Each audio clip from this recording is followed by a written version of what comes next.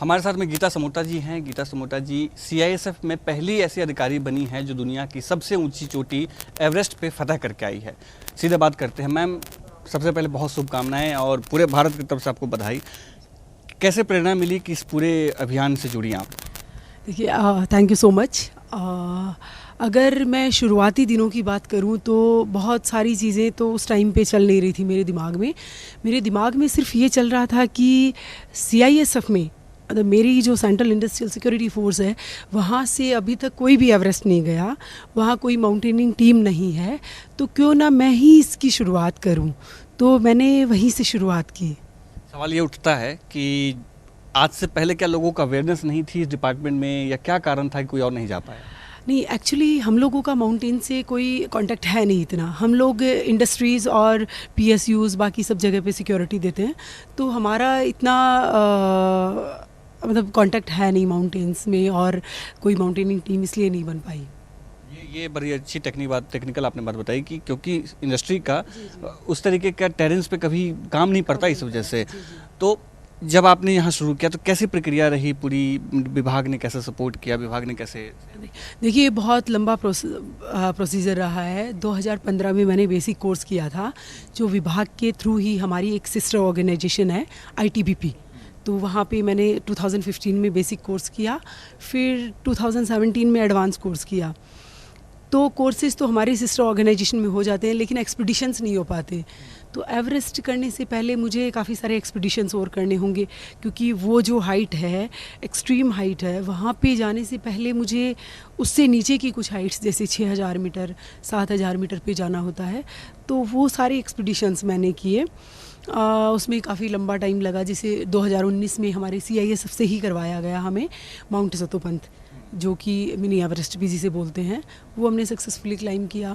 उसके बाद 21 में हमारा पूरा सीएपीएफ का एक एक्सपीडिशन गया माउंट एवरेस्ट के लिए, जो कि हम कैंप 3 से वापस आना पड़ा हमें। कुछ वेदर इश्यूज़ और कुछ और भी बहुत सारी टेक्निकल चीज़ें हुई। तो वहाँ से आने के बाद मैंने सोचा कि ठीक है, टीम बन गई हमारी और चीज़ें बहुत स्मूथली हुई भी हैं।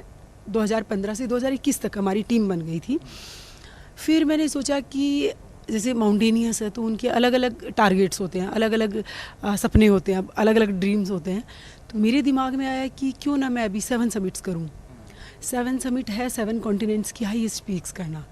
तो मैंने वहीं से शुरू किया, और फिर मैंने सबसे पहले यूरोपियन कॉन्टिनेंट की हाईएस्ट पीक माउंट एल्ब्रस, उसके बाद माउंट किलिमंजारो जो कि अफ्रीकन कॉन्टिनेंट की हाईएस्ट पीक है, उसके बाद ऑस्ट्रेलिया, और फिर साउथ अमेरिका की हाईएस्ट पीक्स मैंने क्लाइम की। समस्याएं बहुत होती हैं क्योंकि विश्व की सबसे बड़ी, दुनिया की सबसे बड़ी चोटी है। समस्याएं तमाम तरीके की हैं। आपने कैसे समस्याएं झेली, उनको कैसे ख़त्म किया? देखिए, माउंटेन्स में जब आप जाते हैं तो कुछ नेचुरल हजार्ड्स होते हैं जो कि नेचर से आपको मिलते, जैसे एवलांच हो गया, क्रेवास हो गया, और भी काफ़ी सारी चीज़ें। और कुछ होते हैं मैन मेड, जो आपकी केयरलेस की वजह से, या फिर आपके पास इक्विपमेंट्स की कमी से, या फिर और बहुत सारी चीज़ें होती हैं जिनकी वजह से, जैसे फ्रोस्ट बाइट हो गया, फ्रोस्ट निप हो गया, आपकी तबीयत ख़राब हो गई। उस हाइट पे जाने के बाद आपको हेलुसिनेशन जैसा इफ़ेक्ट पता चलता है थोड़ा बहुत, मतलब आपका दिमाग काम करना बंद कर देता है।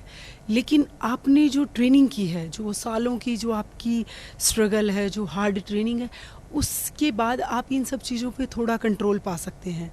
जैसे फ्रोस्ट बाइट और ये सब चीज़ें आप एक्सपीरियंस से सीख सकते हैं कि हाँ, क्लोथिंग और अपने आप को अच्छे से कवर करके रखना है।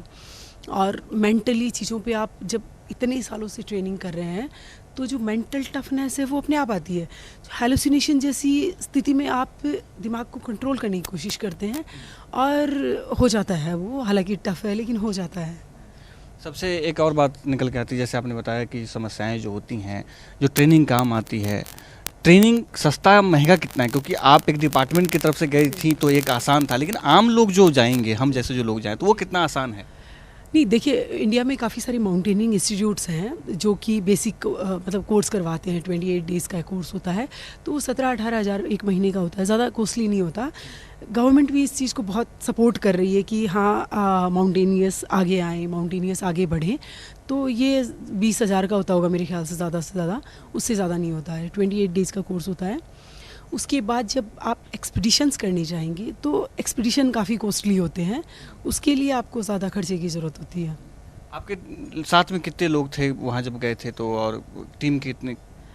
देखिए वहाँ पे एक टीम वाला सीन इतना होता नहीं है, क्योंकि जब आप क्लाइंब कर रहे हैं तो आप और आपका शेरपा बस 2 ही रहेंगे साथ में, लेकिन बेस कैंप में आपको एक अच्छा खासा माहौल मिलेगा, बड़ा सही सा, जैसे 1500-2000 लोगों के आसपास, क्योंकि जैसे इस बार थे 469 टोटल क्लाइंबर्स जिनका मतलब नेपाल गवर्नमेंट ने परमिट रिलीज़ किया था, 469 थे। उनके साथ हर एक के साथ 1 या 2 शेरपा करके, और फिर वहाँ पे जो लोग काम करते हैं वो स्टाफ वगैरह सारा मिला के मेरे ख्याल से बेस कैंप में तो 1500 से 2000-2500 के आसपास लोग होंगे। काफ़ी अच्छा खासा चहल पहल, बड़ी रौनक होती है वहाँ पे। बाकी ऊपर जो क्लाइंब करना होता है वो आपके शेरपा के साथ आपको अकेले करना होता है। करना होता है। जब पहली बार आप पहुंची उस चोटी पे जहां पर विश्व की सबसे लंबी चोटी कही जाती है, और जब झंडा आपने तिरंगा लहराया तो कैसा लगा, अंदर से क्या फील था? वो एक अलग फीलिंग थी, वो एक सेंस ऑफ सेटिस्फेक्शन था कि यस ये चाहिए था मुझे, बस यही जगह आना था मुझे, और यहीं से मुझे दुनिया देखनी थी कि हाँ ये दुनिया कैसी दिख रही है अभी मुझे। तो वो फीलिंग बहुत ही ज़बरदस्त थी। अभी जैसे आपको देखेंगे बहुत सारे लोग, बहुतों को मन में आएगा कि हो सकता है कि वो क्लाइंब करे, तो प्रोसेस एक और बता दीजिए कि क्या प्रोसेस होना चाहिए क्लाइंबिंग के लिए, ट्रेनिंग से लेकर के लास्ट तक? अच्छा, हाँ जी। देखिए शुरू में आपको बेसिक कोर्स सिर्फ एक्सपीरियंस के लिए करना होगा, लेकिन बहुत सारे जैसे कुछ लोग होते हैं जो बिना कोर्स के चले जाते हैं और फिर वहाँ जाके उनको इंजरी होता है, या फिर मतलब कई बार जान भी गंवानी पड़ जाती है उन लोगों को। तो बेसिक कोर्स मुझे लगता है कि एक कंपलसरी सा होना चाहिए, ताकि आपको बेसिक्स पता चले, माउंटेन एटिकेट्स पता चले, आपको माउंटेन्स में कैसे बिहेव करना है, कैसे रहना है। बेसिक कोर्स के बाद आप अपनी बॉडी को इस तरह से एक्लेमेटाइज करिए कि कोई 6000 मीटर 7000 मीटर का पीक करके, और उसके बाद आप एवरेस्ट करें, क्योंकि उस एक्सट्रीम जगह में अपने आप को बिना किसी एक्सपीरियंस के, बिना किसी पीक क्लाइंब किए और बिना किसी कोर्स के जाना, मुझे नहीं लगता, एक वो है कि मौत के मुंह में झोंकना। तो पूरा एक्सपीरियंस गेन करके ही जाना चाहिए। तो प्रोसीजर बहुत ही सिंपल सा है, बस आपको थोड़े एक्सपीडिशंस करने पड़ेंगे, अपने आप को मेंटली और फिजिकली स्ट्रॉन्ग करना पड़ेगा। जब वापस आई तो हमने देखा कि आपका स्वागत जो है बड़े भव्य तरीके से डिपार्टमेंट ने आपका किया। कैसा लगा वो स्वागत जब आप उतरी यहाँ पर? तो एक्सपेक्टेशन था कि क्या विभाग उस तरीके से एयरपोर्ट पे आपको लेने आएगा? देखिए वो बहुत ही अनएक्सपेक्टेड चीज़ थी मेरे लिए, जिसके लिए कि मैं मेरे डिपार्टमेंट की और डीजी सर की तहे दिल से शुक्रगुजार हूँ कि उन्होंने इस तरीके से स्वागत किया। ये मुझे और ज़्यादा मोटिवेट करता है कि मतलब मेरे डिपार्टमेंट को मेरे से जो उम्मीदें थी वो मैंने पूरी की है, और वो लोग इस तरह से खुशी मना रहे हैं। वो स्वागत मेरा नहीं था, वो था कि मेरे बल का, मेरे CISF का झंडा विश्व की सबसे ऊंची चोटी पे जाके आया है, तो वो स्वागत उस झंडे का था।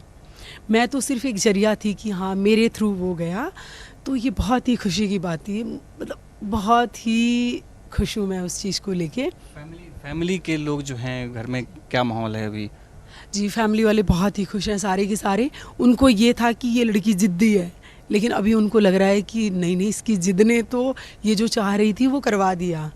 तो they all are very happy, बहुत खुश हैं सारे लोग, बहुत खुश।